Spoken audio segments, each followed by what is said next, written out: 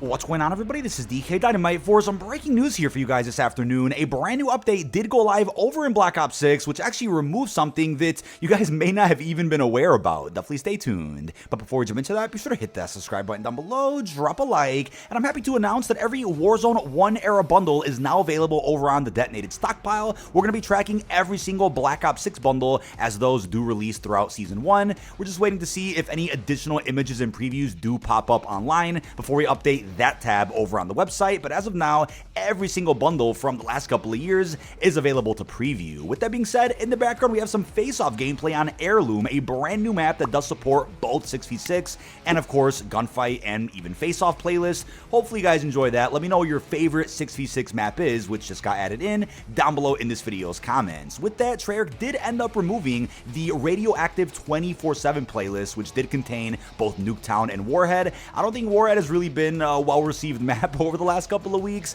I personally don't mind it. I think any face-off map could be frustrating depending on the lobby that you're in, but they've since brought back Nuketown 24/7. Hopefully Stakeout also gets its own playlist again in the future, but I'd say for now they're probably going to focus a little bit more on the Season 1 mosh pit. Now the latest patch notes for Season 1 do include the following. For Global and Battle Pass, they addressed an issue on Steam where Black Cell content was not correctly awarded after purchasing it. They've also addressed an issue where players could become stuck when viewing the Battle Pass. They addressed an issue where Battle Pass tokens would sometimes not be awarded properly. I saw some folks out there have a negative token bank, which was a bit of a bug, and they've also disabled the shader preloading during the Battle Pass showcase video. That was a frustrating issue I saw quite a bit in Modern Warfare 3. For the store, they also addressed an issue where some filter prompts would show controller inputs when using keyboard and mouse. And then for some other previous updates that you may not have known about, the PlayStation 5 Pro now works properly with Black Ops 6. The game itself did get a bit of an optimization patch so that it works with the brand new console. As far as launch features go, they said that they're going to be using Sony's PlayStation Spectral Super Resolution so that BO6 does support a higher image quality when running at 4K or 60 Hz. They also mentioned the PS5 Pro quality settings, higher quality shadows, ambient occlusion, reflections, and screen space global illumination, which is unique to quality mode. Players can also opt to play at 120 Hz for greater performance. And they also mentioned with Season 1, new variable refresh rate mode has been released that will allow the highest image quality mode to often exceed 60 Hz on compatible display devices. But for multiplayer, they mentioned that on the new hideout map, they addressed an issue where players can get outside of the intended play space, and there was a similar bug over on Payback, a launch map. As far as loadouts go, they increased the total loadouts available for all platforms to 12. There was a bug that for some reason only allowed PlayStation users to have upwards of 12 loadouts, which was a Sony exclusivity offer over the last couple of years with every other Call of Duty. That just seemed to have rolled over on accident from Modern Warfare, but they addressed an issue with Ghost where permanently unlocked Ghost perks were not able to be equipped. And then for the strategist combat specialty, they addressed a problem where deploying equipment faster with that bonus was not functioning correctly. They also improved stability with the Napalm Strike, the UAV, and they increased the point-blank metal range by 40%. And then for the UI, they addressed an issue where equipment skins would sometimes show as locked when owned, and they improved stability with the MP Game Mode announcer. But for zombies, they closed an exploit related to the treasure hunt side quest that allowed players to earn too much essence. The directed mode has been added for zombie private matches, and they also adjusted Deadwire and closed an exploit where some field upgrades would persist after leaving the game, but they also added numerous stability fixes into zombies as well. But hey, a big issue that people were also having with the start of the season, which is that sprinting would cancel your reload, that has been addressed by Call of Duty. It wasn't actually a bug, it was more so a setting that had actually reset upon the start of this brand new season. So make sure you guys turn that off if you're not a fan of it. Now, what is absolutely insane and what has sparked a bunch of controversy around the community as of today is the fact that legacy XP tokens have been removed from Black Ops 6.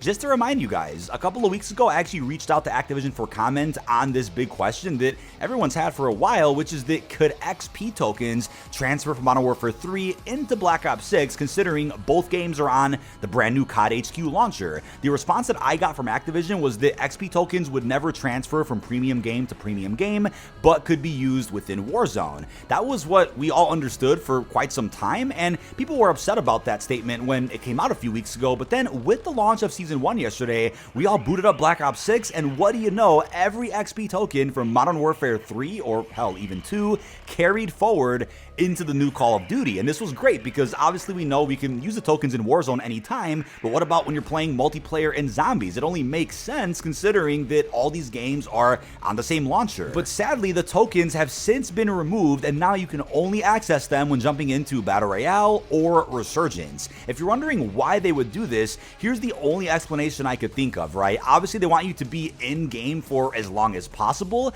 and the thing is, with the XP tokens we've gathered over the years, so many are just going to waste because how many of you guys out there either play Warzone? Probably a good amount of you that watch my content, but what about players that don't play Warzone and also won't go back to previous Call of Duties? Those XP tokens are just gonna sit there indefinitely. So I get the fact they want us to play the game longer, whereas XP tokens would allow us to play the game a little bit less, to hit certain levels and to go ahead and max out our weapons. But I can also assume that they want people out there to be engaged in the new Monster Energy promotion, the one with Little Caesars, so that we can continuously keep buying those products and getting XP bonuses that way, instead of probably skipping out on those promos, since we have a big stockpile, no pun intended, of XP tokens from the last couple of years. Now, just to make things clear, I don't agree with this at all. I think it's completely pointless to restrict players on being able to use XP tokens in the premium game when you can just hop into Warzone and use them anyway. And Warzone is currently integrated fully with Black Ops 6 as far as movement, weapons, and progression goes. I've also heard that, yeah, you could probably just go into Warzone,